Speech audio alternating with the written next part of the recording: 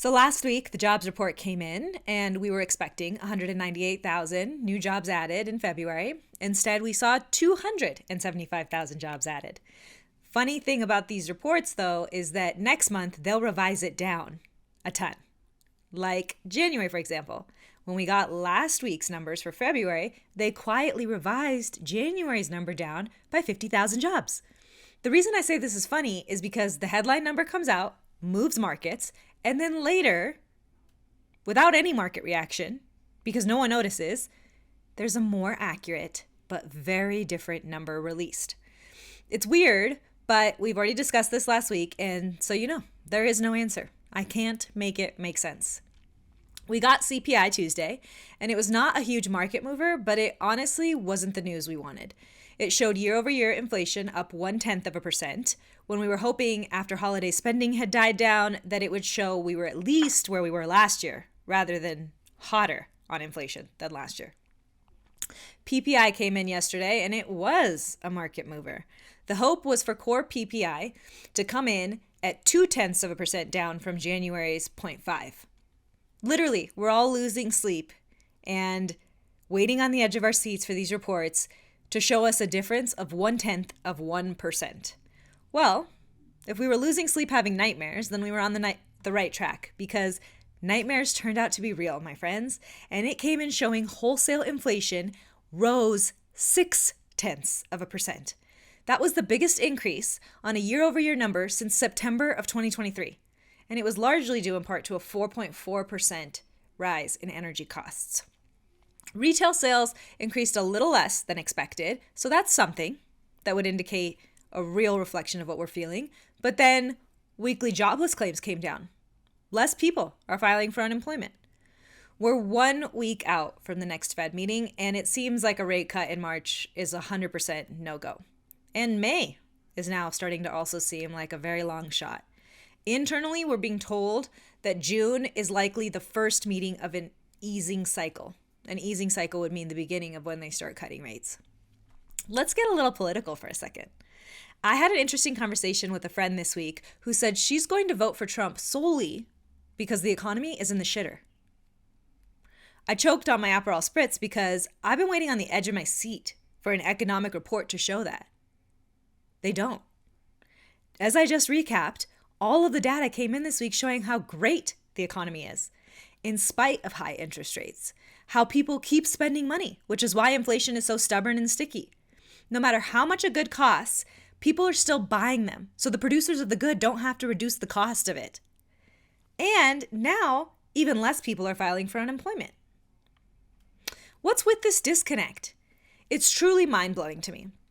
While my friend is wrong about the state of the economy on a technical level, based on facts and data, let's be honest, in today's society, we couldn't care less about facts or data. Since 2019, our economy has grown 8%. That's twice as fast as the Eurozone economy and 10 times as fast as Japan's economy.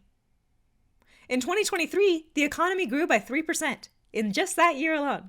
The unemployment rate is below 4% and has been for over 2 years.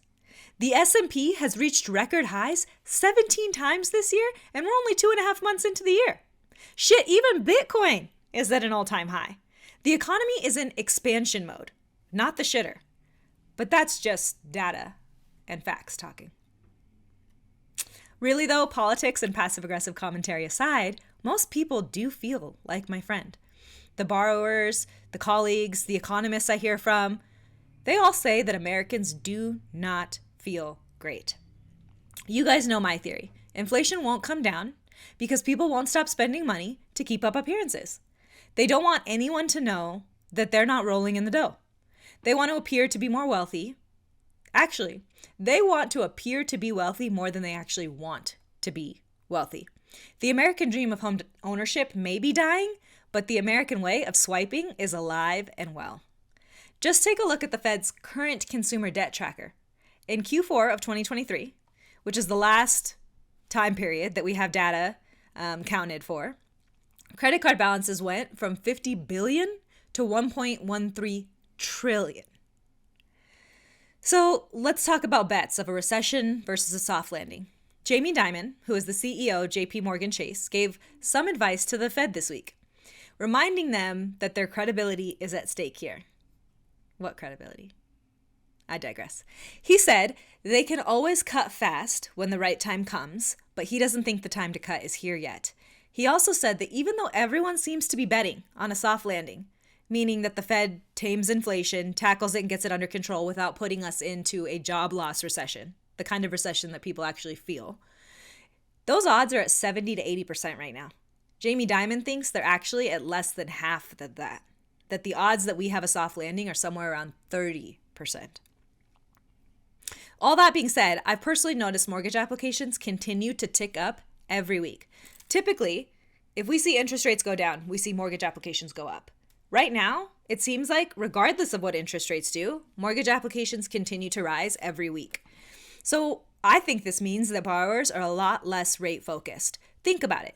If you were waiting to buy because you wanted interest rates to come down, then you started waiting in 2022. You waited all through 2023. Now you're a couple months into 2024, and odds are you're done waiting. Like you realize this waiting game isn't going to serve you. So maybe size doesn't matter. The size of interest rates. If you watched our monthly Property Pursuits webinar, you'll catch my joke. If you missed it, I'll drop the link below. I'm definitely seeing that people are done waiting. Honestly, in the conversations that I have with people, in the number of buyers applying every week, and then those shopping every weekend and making offers, they're done waiting. I'm wondering if we'll see sellers follow suit.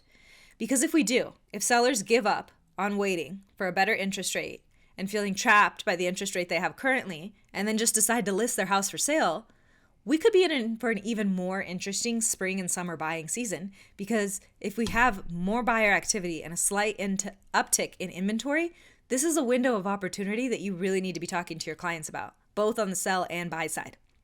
I'd love to hear in your comments below if you think the market is heating up. I know a lot of you are here locally in Reno.